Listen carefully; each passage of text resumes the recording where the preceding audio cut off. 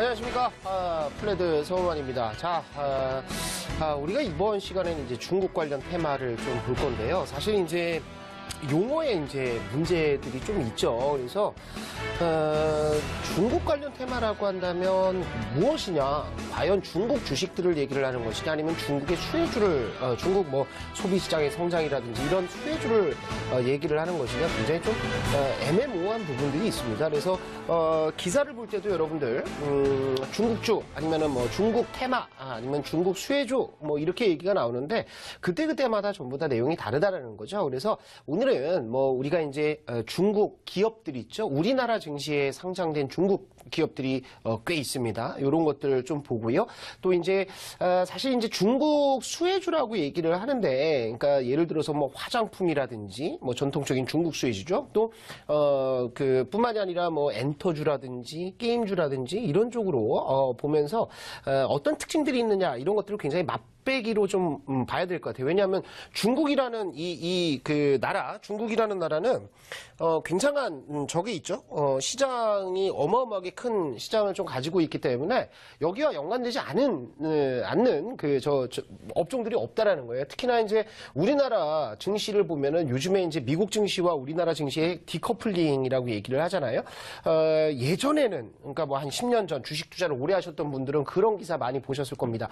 미국이 기침하면 한국은 미국이 기침하면 한국 증시는 독감에 걸린다라는 얘기들이 나오는 것처럼 미국 시장과의 연동성들이 굉장히 많았었습니다. 그런데 그 이유는 우리나라 경제의 GDP 구조를 조금 살펴보시는 게 이해에 도움이 좀 되실 거예요. 그래서 뭐 간략하게 오늘 뭐 중국 테마 이거는 뭐 몇 시간 해도 저게 안 됩니다. 정리가 안 돼요. 그래서 제가 나중에 기회가 있을 때 중국 관련 테마들을 업종들을 하나씩 다 정리를 해드릴 거고, 이거를 볼게요. 뭐냐면 중국이 중요한 이유. 자꾸 이제 지금 뭐 여러 가지 리포트들을 보면 중국 시장에 대한 비중이 굉장히 높아졌는데, 이 중국에 대한 비중이 높아지는 것들, 그리고 과거에는 미국과 증시가 커플링이 됐다가 지금은 중국과 커플링이 되는 그 이유를 좀 보시면 될 것 같아요. 뭐냐면 GDP의 개념을 조금 아셨으면 좋겠다라는 생각이 들어요. 그래서 이 GDP가 뭐냐면 간단하게 말씀을 드릴게요.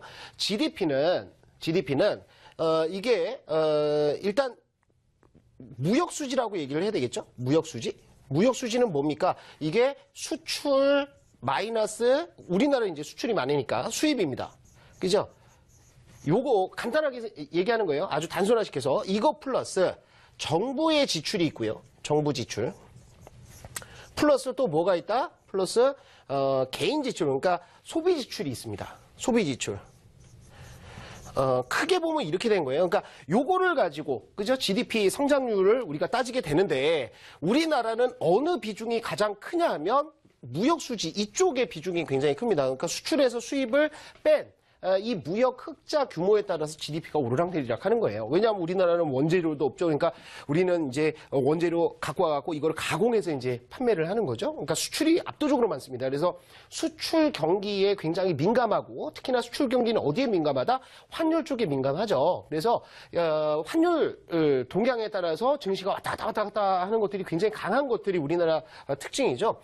정부 지출이라는 건 뭐죠? 정부 지출이라는 것은 정부에서 재정 지출을 통해서 뭔가 투자를 하는 겁니다. 그러니까 과거 정권들을 보면 이명박 전 대통령이 했던 것들은 뭐예요? 정부 지출을 굉장히 늘리는 거였잖아요. 뭐 4대강이라는 그 사업들, 그러니까 뭐 토목사업, 대규모 토목사업을 통해서 정부에서 막 돈을 뿌리는 겁니다. 그러면은 GDP가 올라가게 되겠죠. 그러니까 경제 성장이라는 것이 정부 지출을 통해서도 가능한 거예요. 그러니까 경기가 침체되고 수출이 잘 안 되고 그랬을 때 정부에서 막 채권 찍고 뭐하고 그래서 돈을 막 뿌려버리는 것들이 이겁니다. 그리고 뭐 소비 지출은 뭐야?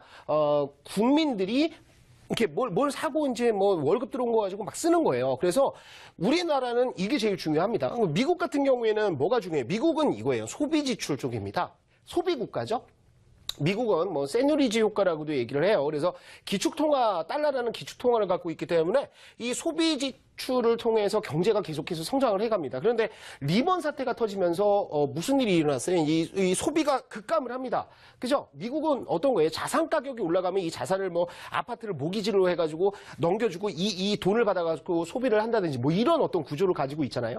그런데 소비 지출이 떨어지니까 미국에서 한 것들이 뭐다? 정부의 지출들을 굉장히 늘린 겁니다. 이게 뭐예요? 양적 완화라든지, 그죠? 이런 것들이죠. 또 지금 이제 트럼프 대통령이 얘기하고 있는 감세.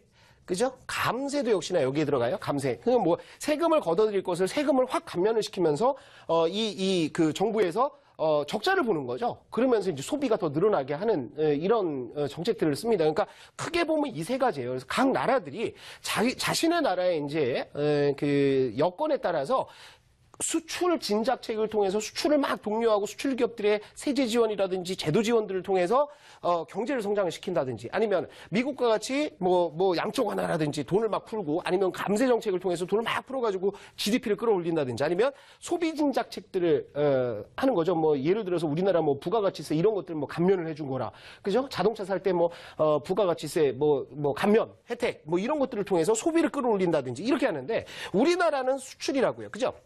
수출이기 때문에 미국으로 대미 수출, 대미 수출이 가장 많았었습니다. 그죠? 우리나라는. 그래서 미국으로 수출들이 많기 때문에 미국의 경기에 굉장히 큰 영향을 좀 받았었어요. 그런데 우리나라는 이제 미국이 아니고 어디? 중국으로의 수출들이 굉장히 많은 거죠.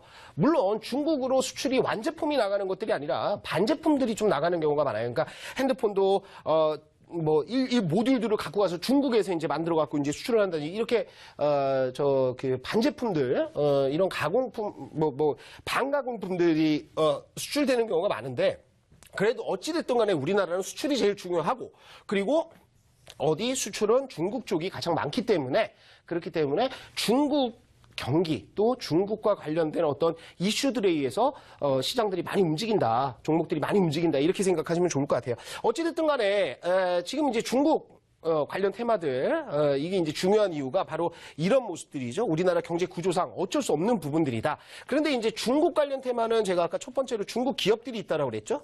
중국 기업이 있고요. 그 다음에 두 번째는 뭐예요? 중국 수혜주입니다. 중국 수혜주.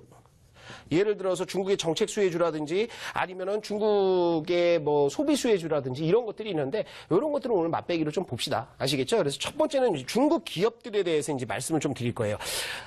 근데 그런 게 있어요. 뭐가 있냐면 중국 기업들이 우리나라 상장을 하고 나서 논란들이 굉장히 많았었습니다.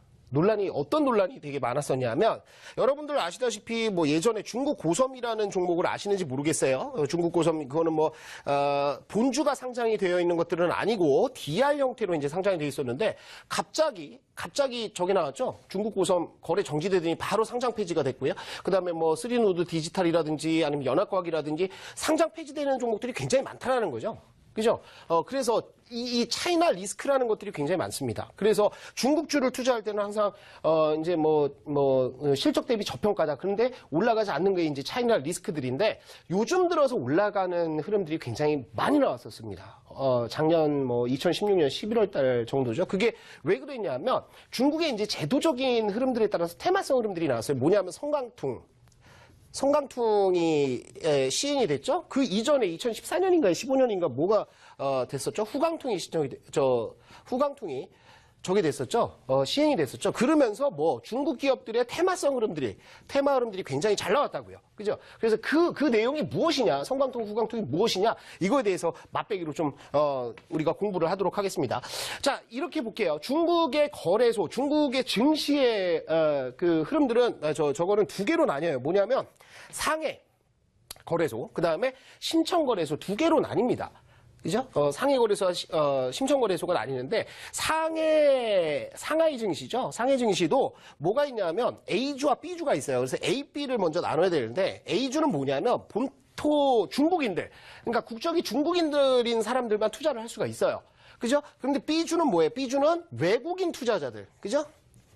중국 사람이 아닌 외국인 투자자들이 투자하는 것이 이제 B주라고 생각을 하시면 됩니다. 뭐 요즘에는 이제 뭐 A주도 이제 뭐 내 외국인 전부 다 거래가 가능하게 이제 바뀌었죠. 그런데 어쨌든 B주는 대체적으로 외국인들을 위한 시장이다. 이렇게 생각하시면 돼요. 그래서 두 가지 시장들이 있는데 지금은 중국 거래소는 상해 A주는 뭐다? 내 외국인 전부 다 거래가 가능하고 1082개 종목이 상장이 돼 있습니다. 그 다음에 B주는 내 외국인 전용 시장 52개밖에 안 돼요. 이 숫자가 중요한 거예요. 52주. 제가 결론적으로 얘기하면 이겁니다. 그리고 심천거래소 선진증시라고도 얘기를 하죠. 심천이나 아니면 선진이라고 얘기를 해요. 선진증시. 예, 심천, 저기 이제 한자로 하면 선진증시죠.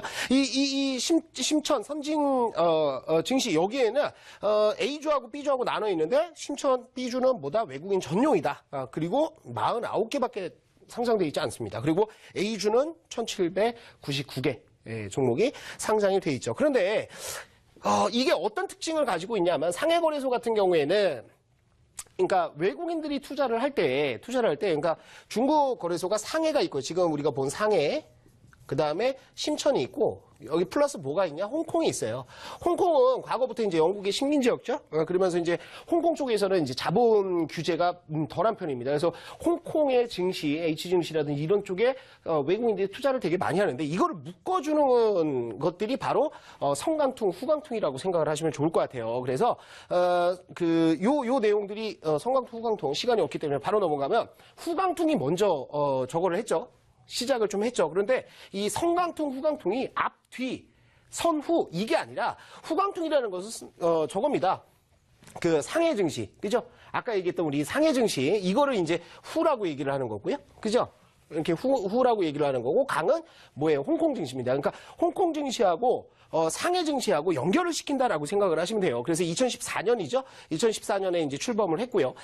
이 후강통 쪽에서 그러니까 간단하게 생각하면 그거예요. 홍콩 증시에서 매수를 하면 매수를 해서 이 상해 증시 주식을 살 수 있는 겁니다. 외국인들 입장에서는. 그죠? 여기까지 이해됐죠? 그 다음에 성강통이 이번에, 저게 됐는데, 시행이 됐는데, 이것은 뭐, 선전증시. 그죠? 선전증시하고 홍콩거래소가 결제 연동 서비스를 하면서, 뭐, 홍콩을 통해서 선전 주식들을 살 수 있다. 이런 어떤 제도적인 변화들이 좀 있었던 거죠.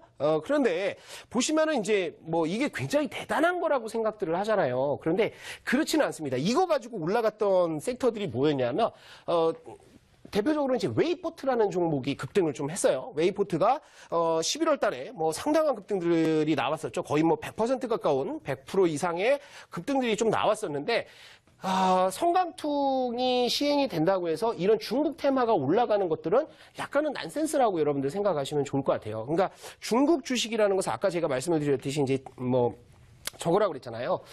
테마성 흐름이 있다라고 그랬는데 그거 말고도 어떤 특징들이 있냐면 차이나 리스크 이거를 보시면 차이나 리스크를 보시면 이거예요. 중국 기업들이 상장된 종목들이 이렇게 많습니다. 골든 센츄리, 그다음에 크리스탈 신소재, 홍성그룹, 웨이포트, 완리 뭐 그러니까 요런 것들 웨이포트, 완리, 중국 원양자원, 차이나 하오란, 뭐 CKH, 차이나 그레이트 이런 것들은 옛날부터 SNC 엔진그룹 이런 것들은 다 옛날에 이제 상장이 됐었죠. 한 5년, 7년 이렇게 됐을 거예요.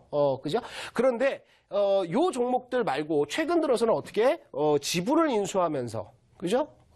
그러면서 뭐 그 가장 대표적인 게 뭐 있습니까? 덱스터였나요? 덱스터 이런 종목들이 지분 인수하면서 나노캠텍 같은 경우에도 중국계 자본들, 홍콩 자금들이 들어와서 지분 인수하면서 중국 기업으로 탈바꿈을 하고는 있는데 어찌됐든 이런 종목들이 있고 그 다음에 뭐 골든 센츄리, 크리스탈 신소재 이렇게 지분 인수된 업체들이 있어요. 그런데 얘네가 과연 성강통, 후강통과 관련이 있느냐? 관련이 없죠. 왜 없냐 하면 얘네는 코스피 시장에 상장이 돼 있는 거예요. 그러니까 간접적인 어떤 영향은 받는다고 하더라도 이게 정말 큰 주가 상승에 큰 요소가 될 수는 없다라는 겁니다. 그러니까 이렇게 아까 그 웨이포트라든지 뭐 골든 센츄리도 많이 올랐었어요. 그렇게 오르는 거 자체가 좀 난센스인데 중국 기업들을 투자할 때는 항상 좀 조심을 하실 필요는 있습니다. 왜냐하면 완리 같은 경우에는 뭐 아시다시피 이거 뭐 기바 만드는 애들이잖아요. 그래서 뭐 타일코트라든지 이런 것들을 만드는 업체고 그 다음에 뭐 차이나하오라는 저거죠. 저 폐지 수거해가지고 이거 이제 납품, 뭐 맥도날드에도 납품하고 막 그런 납품하는 업체고, 차이나 그레이트 이거는 뭐 의류 업체죠. 그런데 다 저평가예요. 그런데 몇 년 동안, 5년에서 지금 7년 동안 계속 저평가입니다. 계속 저평가. 왜? 차이나 리스크가 있어요. 그게 가장 중요했던 게 뭐냐면 재무제표의 신뢰성에 대한 우려감들이 중국 주식들에는 상존하고 있습니다. 그래서 뭐 다 재무제표가 문제가 있다 이런 것들은 아니에요. 근데 과거에 연합과기 같은 종목은 뭐 상장 폐지는 되나요? 근데 연합과기는 이제 분식회계에 문제가 또 있었죠. 그 다음에 쓰리노드 디지털이라든지 중국 고소면 뭐 상장 폐지 됐고요. 성균관전 투자도 상장 폐지 됐고요. 그래서 이렇게 재무제표, 우리나라 기업들이 재무제표, 우리나라 증시에는 재무제표가 굉장히 전 세계에서 가장 탑일 정도로 정보가 잘 공개되어 있는데 이 정보들에 대한 신뢰성들이 없다라는 거예요. 그렇기 때문에 큰 자금들이 들어오기가 굉장히 어렵습니다. 큰 자금이라는 건 뭐죠? 뭐 펀드라든지 이런 쪽에서 중국 기업들의 저 지분을 이렇게 꽉 잡고 있다라고 한다면 굉장히 쉽게 상승을 하는 흐름들이 나올 수 있죠. 유통 주식도 적어지는 거고 대규모 매수세, 그러니까 뭐 바닥에 깔리는 매수세들이 있기 때문에 대형주들의 상승 흐름들이 폭발적으로 나온 것들이 이제 펀드에서 대형주를 담아놓으면서 국민연금이라든지 이런 데서 담아놓으면서 이제 폭발적인 상승이 가능한데. 그런 것들이 없다는 거예요. 그러니까 전부 다 어떤 흐름들만 나온다? 개인 투자자들의 투기성 흐름들만 나온다는 거예요.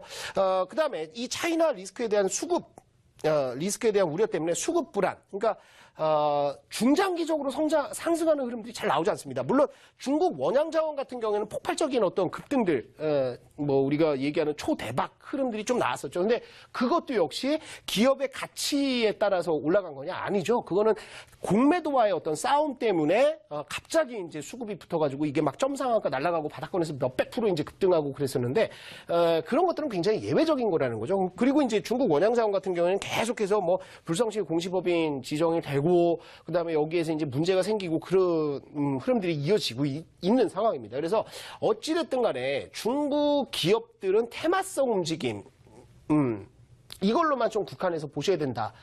이렇게 생각하시면 좋을 것 같아요. 특히 급락을 할 때요. 뭐 상당히 뭐라고 얘기할까요? 그러니까 받치는 물량들이 없이 상당히 많이 급락들이 쭉쭉쭉 떨어지는 경우가 굉장히 많아요. 왜냐하면 어떤 신뢰성이 없기 때문에 뭐라 그럴까요?